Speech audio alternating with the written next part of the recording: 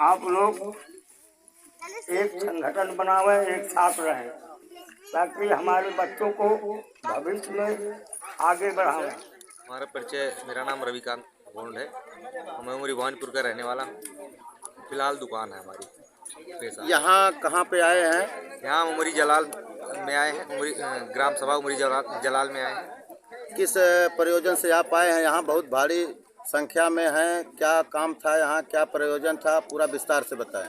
यहाँ हमारी बिरादरी की मीटिंग वगैरह थी, इसीलिए आए हैं और अपने समाज के उत्थान के लिए आए हैं। मुख्य रूप से यही वो है। तो समाज के उत्थान में आप क्या कह रहे हैं, क्या समझा रहे हैं? अपने लोगों को जो है जागरूक कर रहे हैं और अपने साथ संगठन के साथ जुड़ने के लिए प्रेरित कर रहे हैं। किस बात के लिए संगठन बनाए हैं और किस बात के लिए जुड़ने के लिए कह रहे हैं? संगठन इसलिए बनाए हैं कि हम लोगों की जात के साथ जो है हम लोगों को गुमराह किया गया है। हम लोगों की जो जात है, मूल जात है, उसको ना बता करके दूसरी जात, हम लोगों को जो पेशा था वो हम लोगों की जात के ऊपर चिपका दिया गया है। इसीलिए हम लोग अपने जात के उसके लिए इकट्ठा हो रहे हैं। तो क्या विचार है इकट्ठा करने के बाद?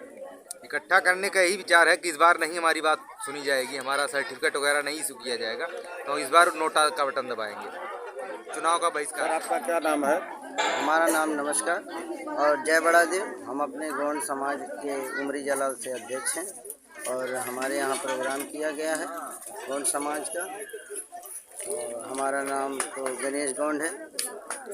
यहाँ किस बात को लेकर के आप लोग एकत्रित हुए थे?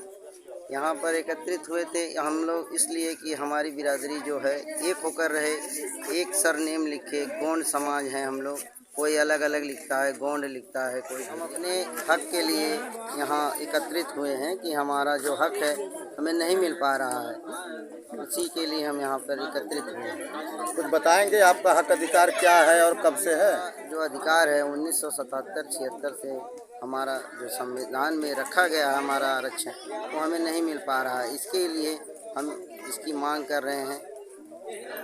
धन्यवाद। या तो पास गए वो भी बोल रहे हमें साबुत चाहिए, तो साबुत हमें तब मिलेगा जब हम लोग एक एकत्रित होंगे। थाने या डीएम या तहसील जो भी हो, जब तक हम एकत्रित नहीं होंगे तब तक हमें कोई साबुत नहीं मिलेगा। जहाँ भी जाएंगे हमें सर्टिफिकेट या वगैरह कागज हमें दिखाना पड़ेगा।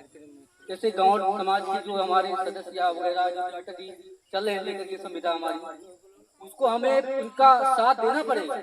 अगर साथ नहीं देंगे तो हम लोग जैसे ठाकुर बाबन जो है हमेशा दबाते रहेंगे और दबाते ही चले आए। और जो यानी कि जो हमारे समाज में तब तक यानी जब लड़ना है, जब तक लक्ष्मीकांत डॉक्टर अमित जी हैं तब तक इनका साथ नहीं छोड़ना। और जहाँ भी ये घोषणा करते हैं हमें एकत्रित होना, एकत्रित होकर के इनका साथ भरपूर देना। नात बाद रिश्तेदार बहन भाइयों सबको एकत्रित होना है। अगर आपको यानी टाइम नहीं है तो बच्चों को भेजिए, अगर बच्चे नहीं है तो बूढ़े भेजिए। जो भी हैं हमारे समाज में गाँव पार्टी के, सबको एकत्रित होना। जैसे हमारे चोमरा में ब्लॉक हुआ, वहाँ पे हमारे जो बिरादरी जो कम गए, रामनगर 5 तारीख को मीटिंग हुई, जब डॉक्टर जी अम्बेडकर तहसील में गए, इनके साथ में सिर्फ 10 आदमी थे। सही बात नहीं था। तो हमें उनसे ऐसे काम नहीं करने हैं जो हमारी संविधा को जो लोग रोड पे चलते हैं वो नाम कर रहे थे कि आज ये गाँव और समाज के आज जो यहाँ पे भाषण देने के लिए एकत्रित हुई, वहाँ पे जो है हमें दिखाना है तहसील या वगैरह थाने सबको एकत्रित होना है। एक हमारे गांव समाज के जो है व्यक्ति को कोई कष्ट होता है तो सभी को एकत्रित होना है। थाने पे जाकर के हमें धरना देना पड़ेगा, तभी हमें जाके आगे वो कामयाबी मिलेगी। नहीं तो हमारे लोग हम लोग लड़ते रहेंगे, कोई कामयाबी नहीं मिल सकती। तो ज्यादा से ज्यादा बड़ी संख्या में लोगों को इकट्ठा होना पड़ेगा और हमें अपनी बात कहनी पड़ेगी, तभी लोग सुनेंगे। सारे लोग एकजुट हो गए हैं, सारे लोग अपना हक पा रहे हैं, हम ही लोग क्यों पीछे रहे? क्यों पीछे रहे? आखिर आप लोगों से मैं पूछना चाहता हूँ, बताइए आप लोग अपना हक अधिकार पा रहे हैं? नहीं पा रहे हैं। सारे लोग हम लोगों को एक तुच्छ नजरिए देखते हैं, छोटी बिरादर, छोटा कास्ट कहते हैं। आप लोग क्यों नहीं उसको तमाचा मारते हैं उनकी जुबान? आप लोगों को उठना पड़ेगा।